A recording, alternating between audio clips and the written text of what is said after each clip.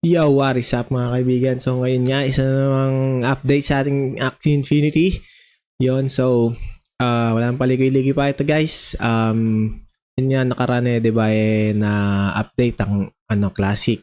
Meron na silang tinatawag na Premium Coliseum kung saan entry ka ng SLP at ang premium mo rin ay SLP na kung saan pwede kang manalo ng tumataginting na 3,000 SLP. Nakatumbas halos 500 pesos sa ngayong presyo. Pero ngayon medyo maraming reklamo. Hindi naman siguro feedback natin masasabi. So, ito isang example. Ito si Neo Sifron. Nanalo siya ng 12 wins. Nanalo nga 12. Nanalo siya ng 12. Talo siya ng 2. Pero ito may sinasabi siya na sana daw ma-improve pa yung yung Premium Coliseum kasi medyo marami siyang napansin tulad nito isa dito sabi niya this round 9 in my CC cause I drew 1. I played versus a person that just started and only have 2 parts change. Yon, so parang medyo unfair nga naman yon. Kunyari ikaw pang round 9 mo na so ang dami mo nang napalitan ng mga parts.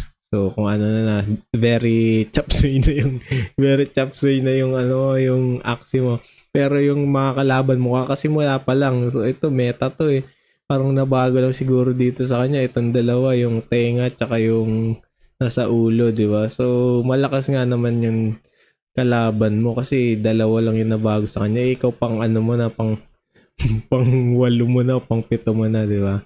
So yun iniisip niya siguro parang magkakaroon ng matchmaking.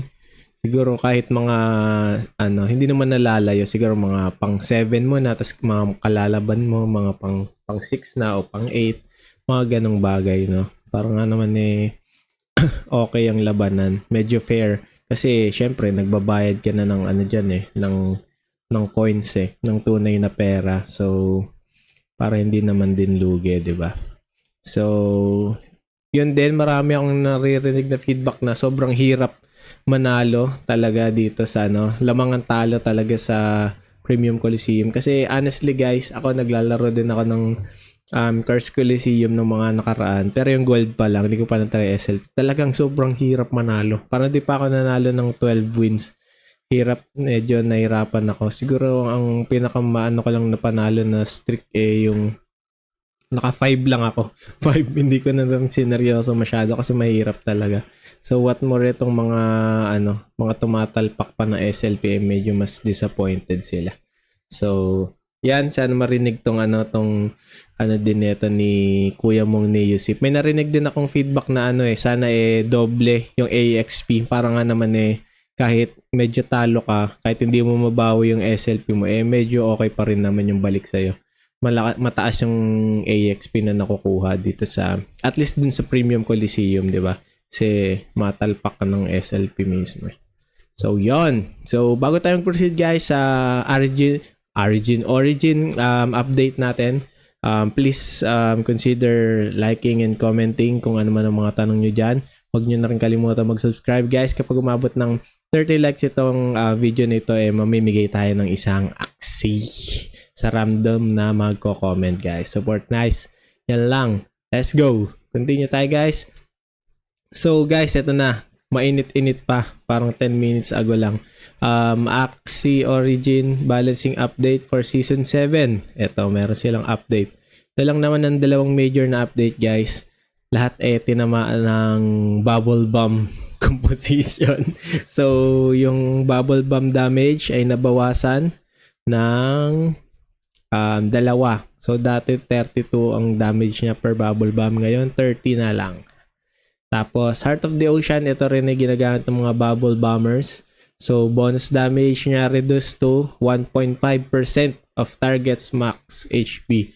Dating 2%. Dati nabago yan dati nga plus 50%. So sobrang taas nun, kahit parang maka 5 ka lang na bubble bomb stack talagang patay yung kalaban. Pero ngayon medyo mukhang kailangan pa mai-stack ng madami. So baka magbago ng konting strategy dito ng mga bubble bombers. So mukhang yan lang ang update guys. Maliban dun sa yung mga nakaraang update pa nila, yung may Google Sheet na madami. So, yun nga, no further changes. Decision, intention naman ni Samanay. So, dito, sabi yan, eto, para daw makapag-prepare ang mga tao sa coming season 7 na target nila ay sa Wednesday, January 17. So, 2 days na lang guys. Ano ba ang iyong magiging composition sa darating na season 7? Comment down below. Medyo marami nagre-reklamo din dito. Kasi, eto, tignan mo. Seems like going Virgin Infinity again. Season 7 yan. Kasi, eto nga naman yung nag-dominate ng nakaraang season eh. Pero hindi ito yung nana-nerf. Ito tignan mo, puro yung ascend na feather descent pala. Ito medyo talaga nakakainis kalaban. Sabi, why bubbles, not the obvious sandals?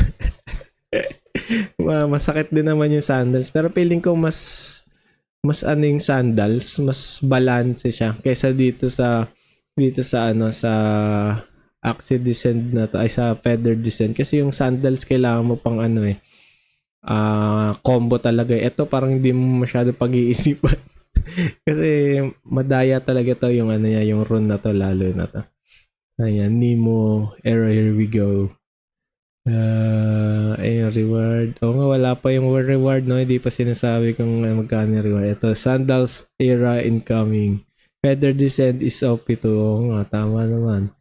So, sa iyon, tignan natin kung may mababago pa ba bago mag Wednesday, kung papakinggan ba nila ang mga tao, ang sanlibutan bago mag-update sila. Yan. So, yan lang naman yung update guys sa season 7. So, comment down below kung ano bang iniisip nyo magiging meta. Tingin ko aakyat pa rin yung poison meta, lalo marami rin silang update nung nakaraan. So, yon. So, eto guys. Crypto price update tayo. Bitcoin. Ito, mukhang namumula. Gawa ng, ewan ko kung anong nangyayari ngayon sa Bitcoin. Siguro nagka-consolidate yan guys. Kasi yung mga siya dito ngayon nagko-consolidate siya dito. Yan. Ibang price. Ethereum naman tuloy-tuloy lang sa pag-angat 13% for the last 7 days. Grabe yan guys. Pati yung ibang altcoins maangat. Green naman yung ibang altcoins. Grabe ADA. Meron ako sa ADA ito. Cardano. Okay pa. 9.7. Green pa naman siya. So, yun lang guys. Quick update lang naman ito para sa atin. Kasi season 7 is coming to town na. So, ano nga ba magiging meta nyo? Let's see kung anong magdo-dominate ngayong season 7. Yun lang. Peace out.